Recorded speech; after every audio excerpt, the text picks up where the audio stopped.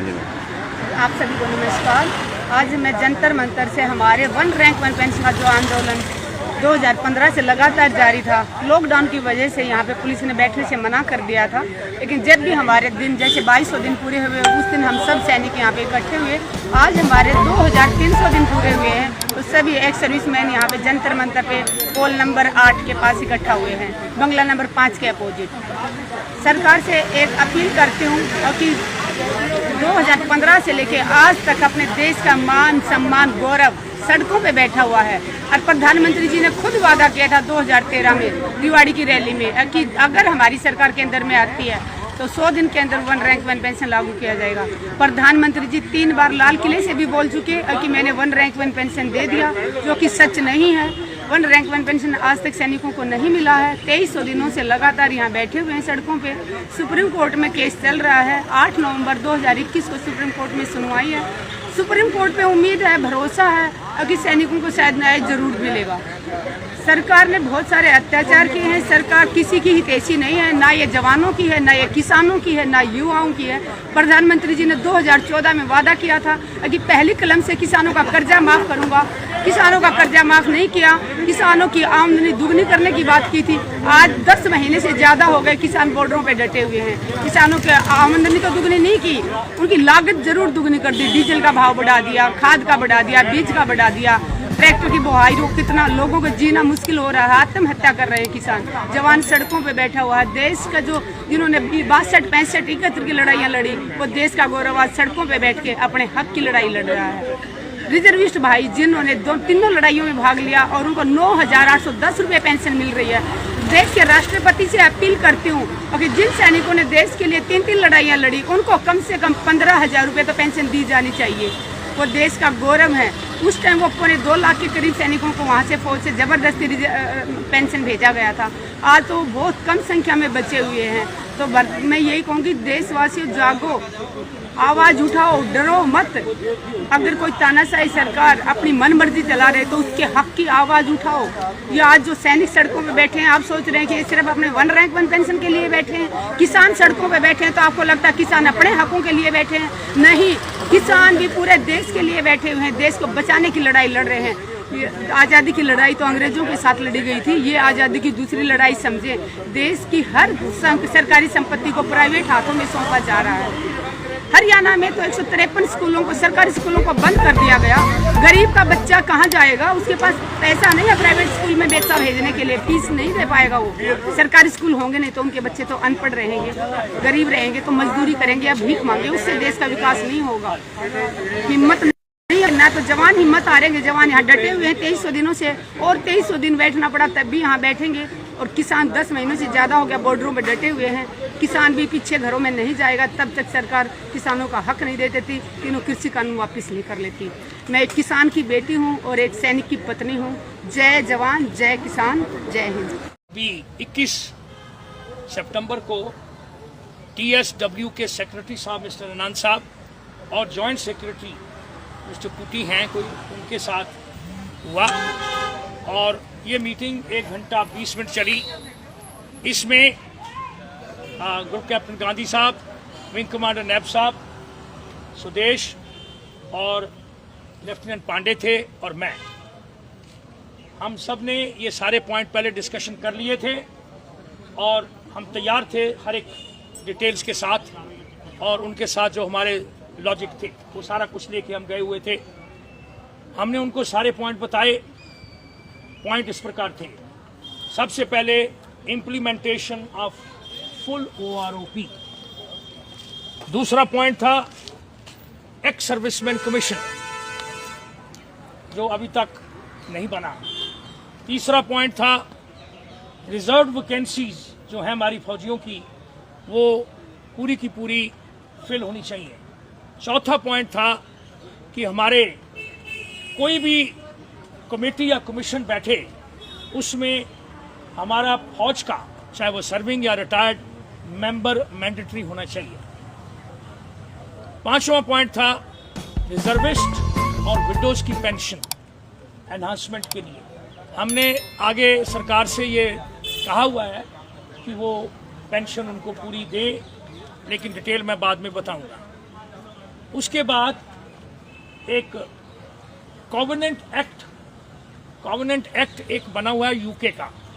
हमने वो क्या है, जो भी फौज का एम्प्लॉय है यूके में, वो जब यूनिफॉर्म डाल लेता है तो सरकार का और देश का रिस्पॉन्सिबिलिटी होता है उसको और उसके परिवार को देखना, रिटायर्ड में या नौकरी के अंदर। उनकी एजुकेशन, उनका सेटलमेंट, उनकी पढ़ाई, उनको नौकरियां देना, उनकी पेंशन्स, उनका मेडिकल केयर, सब कुछ सरकार की और देश के लोगों की जिम्मेदारी होती है। जय श्री राम।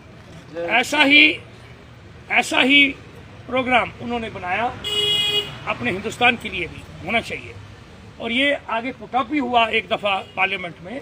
राजीव चंद्रशेखर ने इसको एक्ट को बनाने के लिए बोला, लेकिन उस वक्त वो पास नहीं हुआ। हम चाहते हैं कि ये जल्दी से जल्दी इसको भी लागू किया जाए।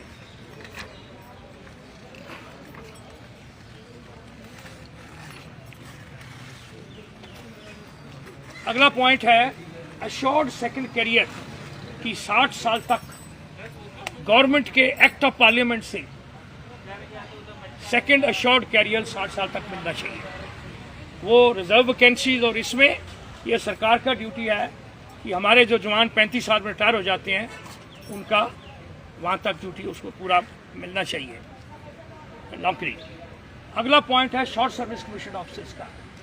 शॉर्ट सर्विस कमीशन ऑफिसर्स 5 साल, 10 साल, 14 साल नौकरी करने के बाद आ जाते हैं, लेकिन आज तक उनको अभी बाहर चले जाते हैं, उनको कोई भी बेनिफिट नहीं मिले रीसेटलमेंट के।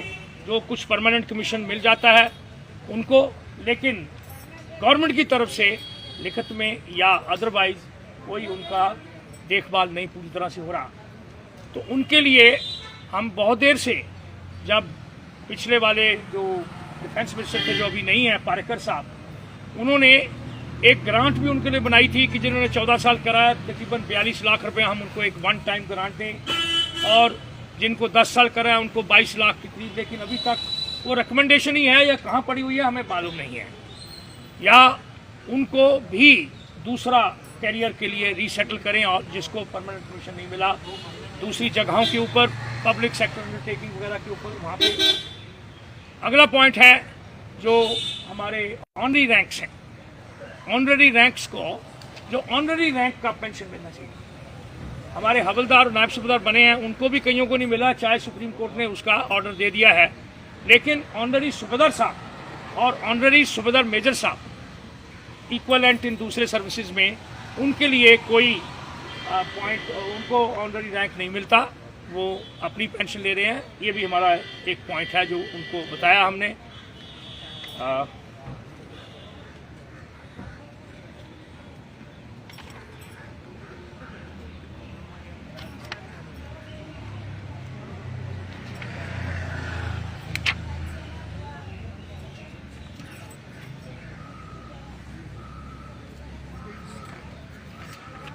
हमने एसएससीओ के लिए ये भी बोला है, या तो प्रो रेटा पेंशन उनको दे दो, जैसे 14 साल करा 20 साल को पूरी पेंशन मिलती है तो प्रो रेटा कम कर दो, या उनको जो कोई और तरीके से उनको कंपनसेट करें ताकि वो उसी तरह से जिए, उसी तरह से अपनी ज़िंदगी बताए जैसे कि उन्होंने सर्विस करी है as officers in the Indian defence forces. Similarly हमारे जवान रिजर्विस्ट और ऑनररी रैंक्स, इनके लिए भी जो रैंक के मुताबिक जो पेंशन मिलनी चाहिए वो उनको दी जाए।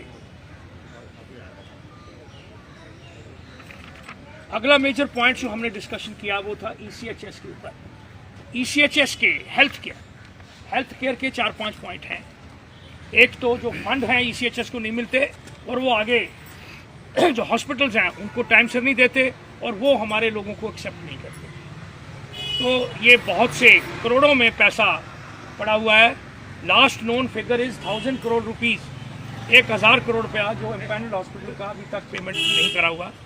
तो इसके बारे में हमने उनको बताया कि आप सफिशेंट फंड अलॉट करें एमडीसीएचएस को, ताकि वो इस ईसीएचएस की जो हमारी स्कीम है उसको अच्छे ढंग से सर्विस कर सकें। दूसरा पॉइंट बताया कि हमारी ये ईसीएचएस स्कीम सीजीएस स्कीम के ऊपर चल रही है, जो कि उल्टी ईसीएचएस जो सबसे बड़ा, सबसे उम्दा, जो सबसे बेस्ट जो हेल्थ केयर है वो मिलनी चाहिए। क्योंकि हम वैराइटीज़ ऑफ टेरेन और इनहॉस्पिटेबल टेरेन और इनहॉस्पिटेबल वेदर कंडीशंस में काम करते हैं, और हमारे फौजियों को बहुत दिक्कतें हो जाती हैं। उनकी आंखें, उनके लंग्स, उनका स्टमक, उनकी जितनी भी हड्डियां हैं वो बहुत बुरी हालत में जब रिटायर होके आते हैं तो उस हालत में होते हैं। तो उनकी जो स्कीम है वो ब्रॉडर है, ऑल इंडिया पे है। CGS स्कीम तो 28 सिटीज़ के अंदर है, फिर भी उनका तो आप बराबरी करें, उसके अलावा और भी इम्प्रूवमेंट करें ताकि ECHS स्कीम जो है वो अच्छे ढंग से चलाई जा सके। मेडिसिन नहीं मिलती, इसलिए नहीं मिलती कि वो मेडिसिन पूरी तरह 1400 मेडिसिन हैं, लेकिन ग्राउंड पे 300-400 मेडिसिन सिर्फ अवेलेबल हैं।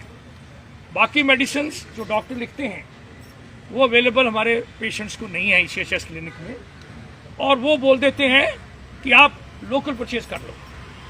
लोकल परचेज वो जवान के ऊपर छोड़ देते हैं, हमारे विडोज़ को छोड़ देते हैं, अभी आप करो और आप पुटअप करो क्लेम, और वो क्लेम जो है वो 4 महीने में पूरा होगा, मिलेगा आपको 4 महीने। आप ये बताओ कि एक पहले तो बेचारी विडो जाए, कहाँ जाए, वो सारे पेपर तैयार करे, not feasible, not possible like that. तो हमने बोला कि अगर मेडिसिन नहीं है तो जो प्रिस्क्राइब मेडिसिन है उसको वो जवान नहीं खरीदे, लेकिन OC ECH है उसको लोकल परचेज करनी चाहिए, लेकिन हमारे पेशेंट्स को पूरी मेडिसिन 100% मिलनी चाहिए।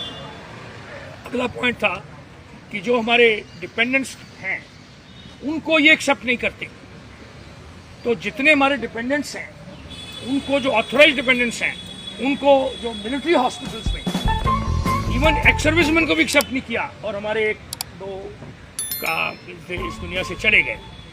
तो हमें सभी मिलिट्री हॉस्पिटल्स में एक्सेप्ट होना चाहिए।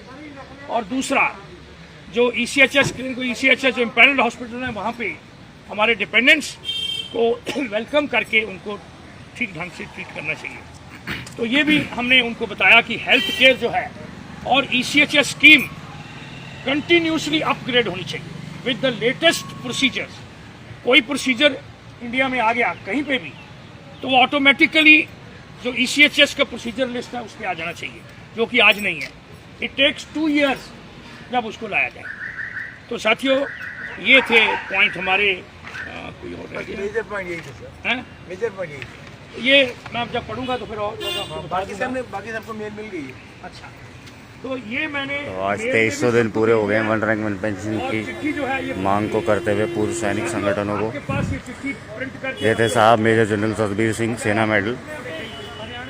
लगातार जो है संघर्ष कर रहे हैं अपनी टीम को लेकर जंतर मंतर पे। आज भी जंतर मंतर पे उपस्थित है। कि ये जो सरकारों को चिट्ठी का समझना चाहिए फीडबैक सरकार हमें देती है पूर्व सैनिकों के साथ इस प्रकार का भेदभाव और कोताही ठीक नहीं। के ऊपर हर 15 दिन या 20 दिन साथियों, ज़्यादा से ज़्यादा अन्य ग्रुपों में इस मैसेज को शेयर कर दें ताकि सरकारों तक और देशवासियों तक यह संदेश पहुंच सके। जय हिंद। हाँ, तो मैंने तो वैसे क्वार्टरली बोला है कि हर क्वार्टर में हमारे को अगली मीटिंग होनी चाहिए। तो हम हर क्वार्टर में उनसे रिक्वेस्ट करेंगे और चाहेंगे, और हम उनको आपके सभी पॉइंट्स जो हेल्थ केयर के हैं, आपकी पेंशन्स के हैं, जो आपको वेलफेयर के हैं, आपकी स्टेट्स जो नहीं देख रही या आपका सेंटर नहीं देख रहा, हम ये पूरे अपने सैनिक परिवार को वादा करते हैं आज 2300 दिन पूरे होने में कि हम इस मुहिम के एम्स और ऑब्जेक्टिव्स को अपने दिल पैर से लगे रहेंगे, और ये मुहिम जारी रहेगी जब तक हमारे ये सारे इश्यूज पूरे नहीं हो सकते। यही मैंने आपको कहना था। धन्यवाद, बहुत बहुत मेहरबानी। सैनिक एकता जिंदाबाद, सैनिक एकता जिंदाबाद, सैनिक एकता। भारत माता की जय, भारत माता की जय, भारत माता की जय हिंद, जय हिंद, जय हिंद, जय हिंद।